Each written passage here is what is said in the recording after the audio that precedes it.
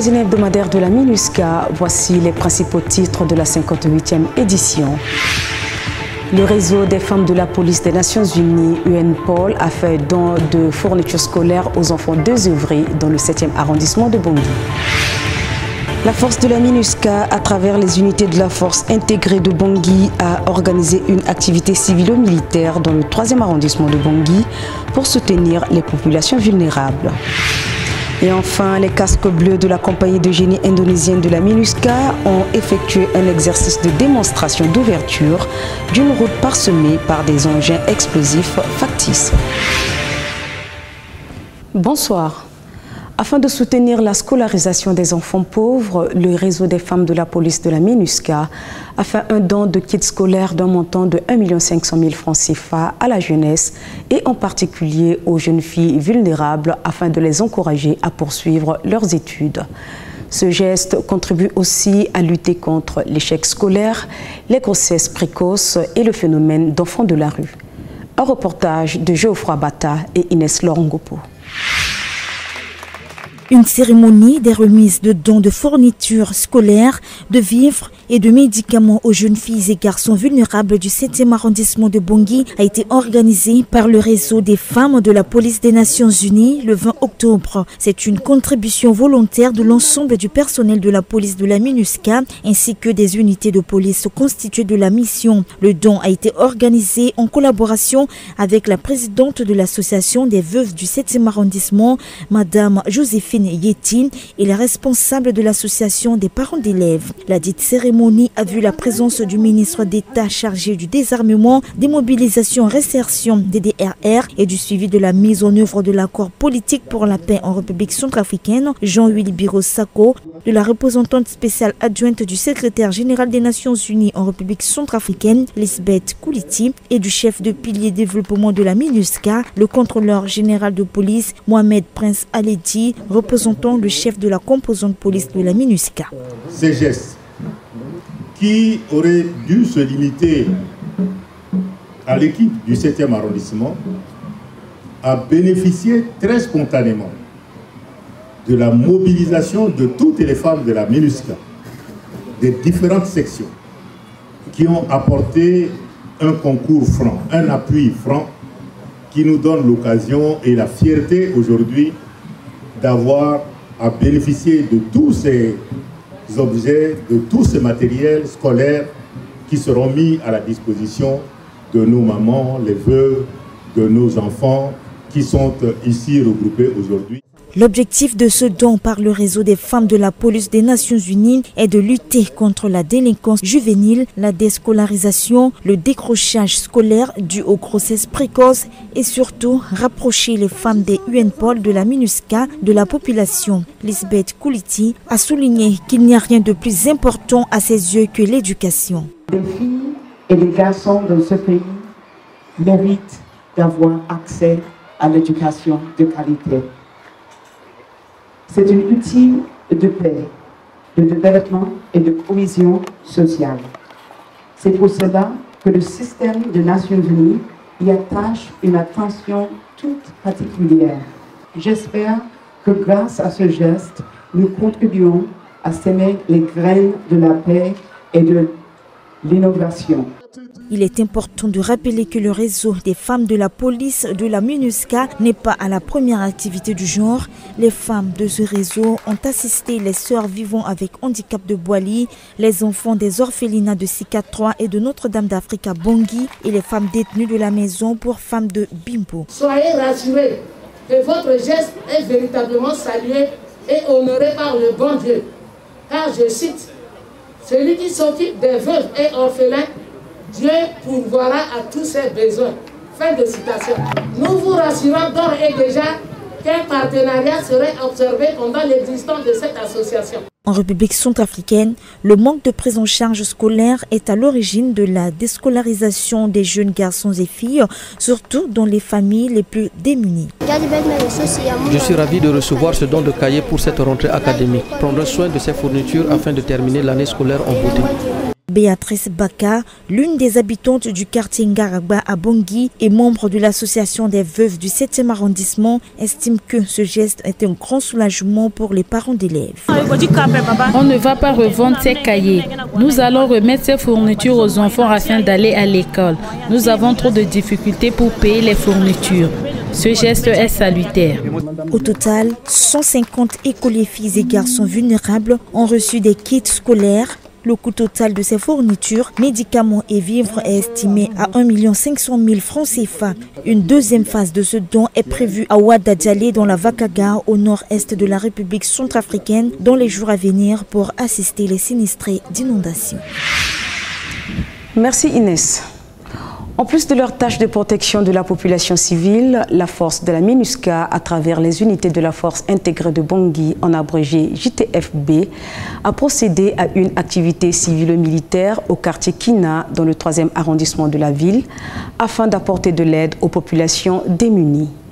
Plusieurs activités ont été menées, entre autres les consultations médicales gratuites au profit des populations civiles, la distribution de médicaments, la distribution de vivres aux victimes d'inondations dans les quartiers les plus touchés et la distribution d'eau potable. La cellule des unités de la force intégrée de la MINUSCA à Bangui, en collaboration avec le ministère de l'Action humanitaire, a organisé une activité civilo-militaire au profit des victimes des inondations du mois de juillet 2022. Ce sont les unités de police du Rwanda, de l'Indonésie, de la Mauritanie, de l'Égypte et du Cameroun qui ont pris part à cette activité à travers une campagne médicale ainsi que la distribution de vivres alimentaires aux familles démunies. Cette activité a eu lieu dans l'enceinte de l'école Kina dans le 3e arrondissement de Bangui et a vu la présence de Lisbeth Kuliti, représentante spéciale adjointe du secrétaire général de l'ONU en République centrafricaine, et d'Antoine Georges Maximilien Baga, directeur de cabinet du ministère de l'Action humanitaire.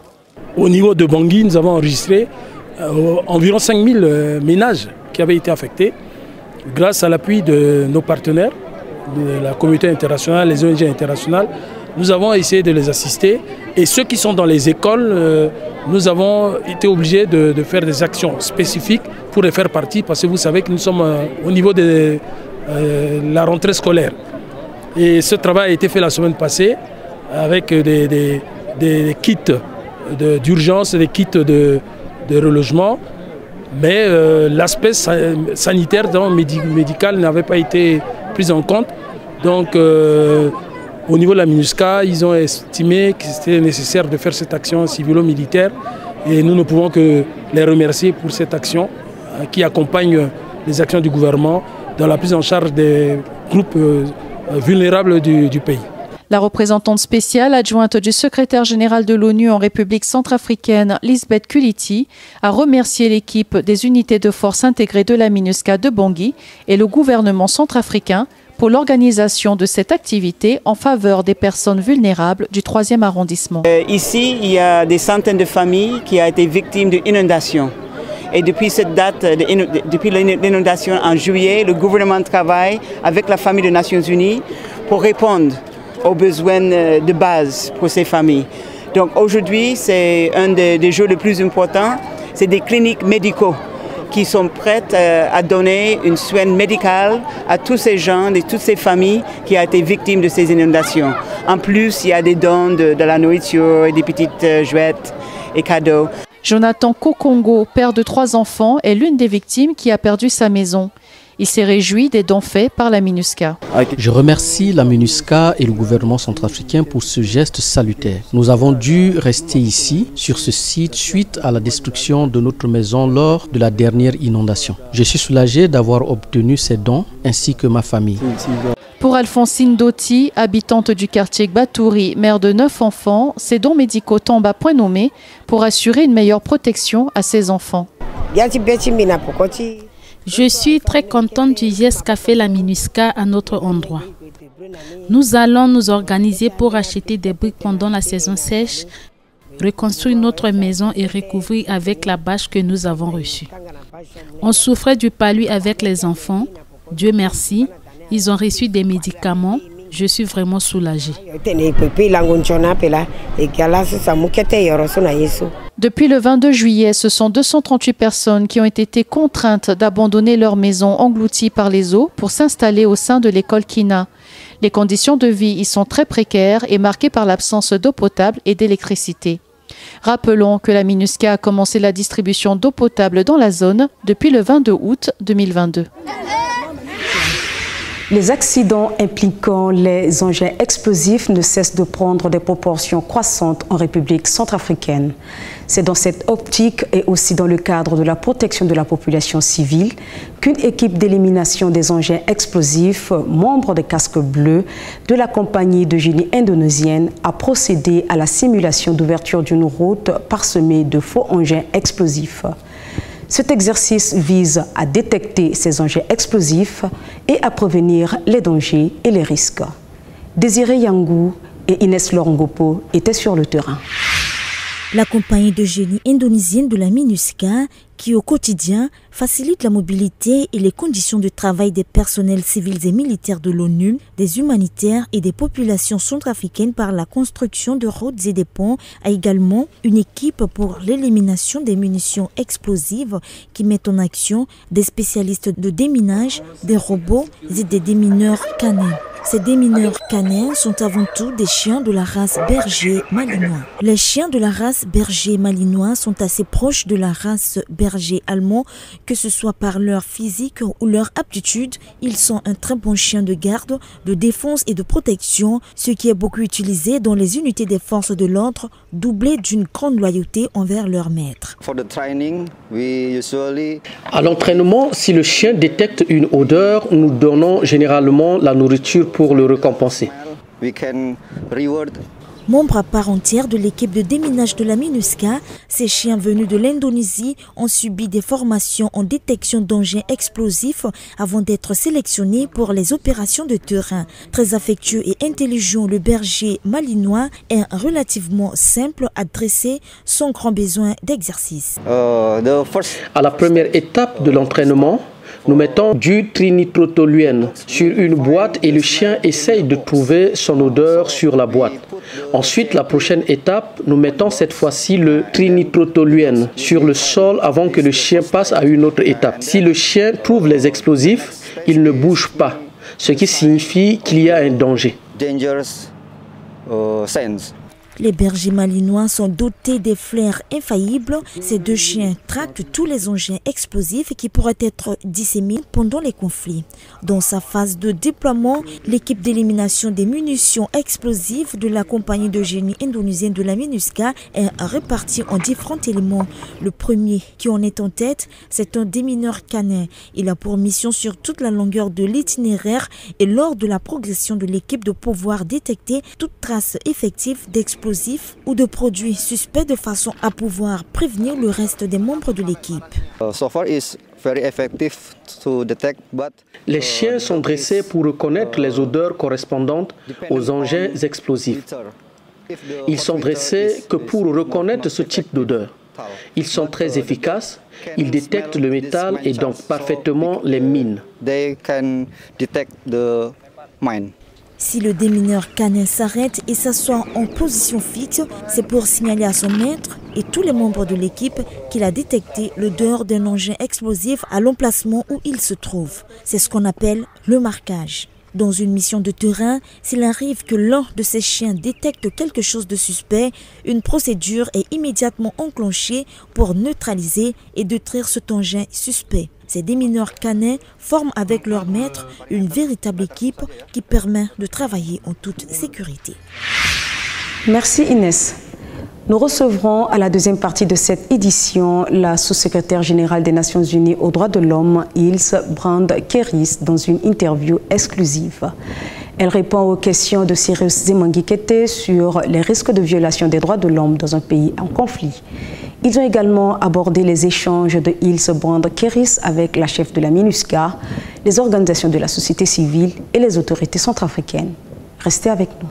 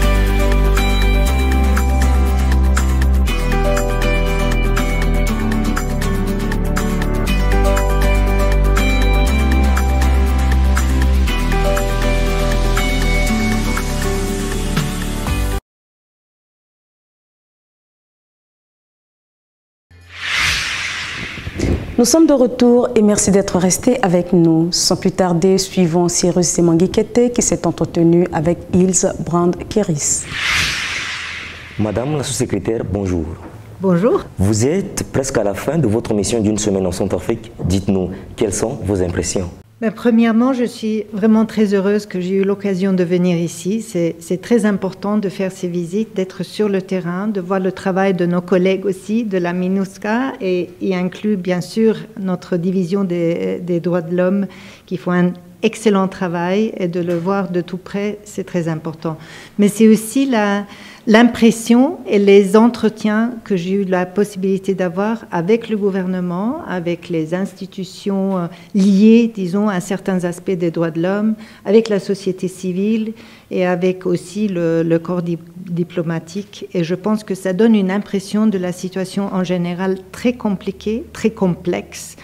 Bien sûr, les grands défis liés à la situation sécuritaire qui continuent, et on sait très bien que c'est justement dans des situations pareilles où le risque de graves violations de droits de l'homme persiste, et on le voit bien malheureusement aussi avec les rapports et les évidences qu'on a collectées depuis le terrain. Alors là, je pense que l'engagement est très important. J'ai quand même une impression d'engagement véritablement avec le gouvernement. J'ai été très heureuse que on était prêt à nous recevoir à un haut niveau, y inclut le chef d'État. Et je pense que ça démontre quand même une volonté à un dialogue qui est très important à poursuivre.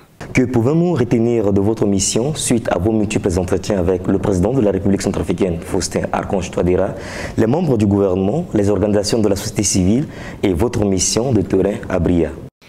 Mais je pense que c'est clair que les défis continuent pour être sûr qu'il n'y a pas seulement une réponse adéquate à des violations concrètes et des cas spécifiques des droits de l'homme, qui continue donc la question de l'impunité, d'avoir la redevabilité pour ces violations, y inclut individuelles, mais aussi qu'il y ait vraiment ce travail à fond à faire pour avoir un système qui soit prêt de répondre aux défis en ce moment, mais aussi pour avoir une vision d'aller vers l'avenir, pour un système avec les lois qui doivent être aussi une mise en œuvre des lois. C'est toujours ça la question, bien sûr, c'est que ce n'est pas un encadrement sur papier. Il faut vraiment avoir aussi les institutions et la volonté de suivre ce développement vers vraiment un système où on fait promouvoir et protéger d'une façon réelle les droits de l'homme.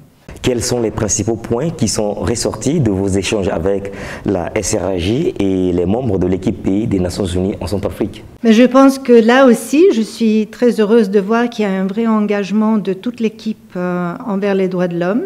D'ailleurs, ça répond à l'appel à l'action que le secrétaire général a fait, que la responsabilité pour les droits de l'homme, c'est pas seulement les sections de droits de l'homme, mais c'est tout l'ONU ensemble. C'est vraiment ça au cœur de l'action de l'ONU qui doit rester sur les droits de l'homme. Et je suis très heureuse de voir que l'équipe en fait s'engage véritablement, et aussi avec la SRJ, je pense qu'elle a pris un ton de leadership et elle a pris des actions pour avoir vraiment une vision de comment faire avancer les objectifs de la mission basés sur le mandat, bien sûr, mais ça inclut aussi cette perspective de comment on fait avancer les droits de l'homme. Donc je continue aussi, je suis très heureuse de continuer le dialogue aussi avec elle pour voir comment on travaille encore mieux ensemble.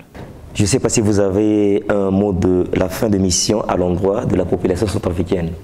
C'est que même depuis New York, depuis Genève, depuis l'extérieur, on continue de suivre de très près ce qui se passe dans la République centrafricaine. On sait la souffrance et la douleur de la population, on la voit chaque jour. On n'a pas l'accès à tout le territoire, donc il y a quand même beaucoup de choses qu'on ne connaît pas encore. Mais c'est vraiment d'avoir cette perspective qu'on va continuer à suivre de près. On fait tout ce qu'on peut, on va renforcer aussi notre travail et notre dialogue et amener les messages à New York, à Genève, dans le reste du monde, aussi dans les plateformes multilatérales, pour être sûr que le monde n'oublie pas le peuple de la République centrafricaine. Madame Ilse Bruns-Kioris, je rappelle que vous êtes la sous-secrétaire des Nations Unies aux droits de l'homme. Merci d'être sur notre plateau. Merci beaucoup. Merci Cyrus. C'est sur cet entretien que s'achève le magazine hebdomadaire de la MINUSCA. Je suis Ingrid Swimbo. Prenez soin de vous et au plaisir de vous retrouver très bientôt.